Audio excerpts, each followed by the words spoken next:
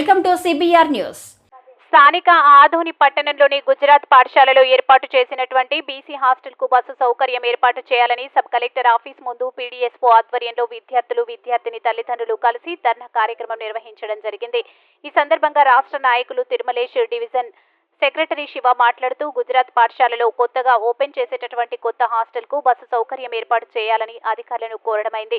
హాస్టల్లో 6వ తరగతి నుండి 10వ తరగతి వరకు చదువుతున్న విద్యార్థులకు హాస్టల్ నుండి బాలికల పాఠశాలల్లో దాదాపుగా రాకపోకలకు 6 కిలోమీటర్లు అవుతుంది. కావున ట్రాఫిక్ ఇబ్బందులను ఎదుర్కొని పోవాలంటే చాలా ఇబ్బందికరంగా ఉంటుంది. కావున ఈ ట్రాఫిక్ ఇబ్బందుల వలన పిల్లలకు ఎలాంటి ఇబ్బందులు జరిగితే కష్టమని చెప్పేసి విద్యార్థుల తల్లిదండ్రులు ఆవేదన వ్యక్తం చేస్తున్నారు. మరి తక్షణమే స్థానికంగా ఉన్న sub collector, depot manager, MLA సహకరించి బస్సు ఏర్పాటు చేయాలని ప్రగతిశీల ప్రజాస్వామ్య విద్యార్థి సంస్థగా కోరడమైంది. ఈ కార్యక్రమంలో మహిళా కన్వీనర్ నిఖిత, నాయకులు జాన్, విద్యార్థులు, తల్లిదండ్రులు తదితరులు పాల్గొన్నారు. ఆదోని డివిజన్ ఇన్ఛార్జ్ జిల్లాన్ పీడీఎస్ విద్యార్థి సంఘం డిమాండ్ చేస్తున్నాం. ఒక సిటీ బస్ అయినా ఏర్పాటు చేయాలి, లేకుంటే స్పెసిఫిక్గా విద్యార్థి బస్ అనేది సపరేట్గా ఉంది, ఆ యొక్క బస్ అయినా ఏర్పాటు చేయాలని చెప్పేసి ప్రగతిశీల ప్రజా విద్యార్థి సంఘం ఆధ్వర్యంలో ప్రత్యేక డిమాండ్ చేస్తున్నాం.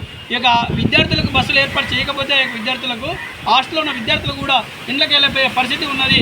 ఆ హాస్టల్లో ఈ యొక్క కొత్త భవనం ఏర్పాటు చేసి కూడా ఎలాంటి ప్రయోజనం ఉండదని చెప్పేసి ఈ యొక్క ధర్నా సందర్భం కూడా తెలియజేస్తున్నాం.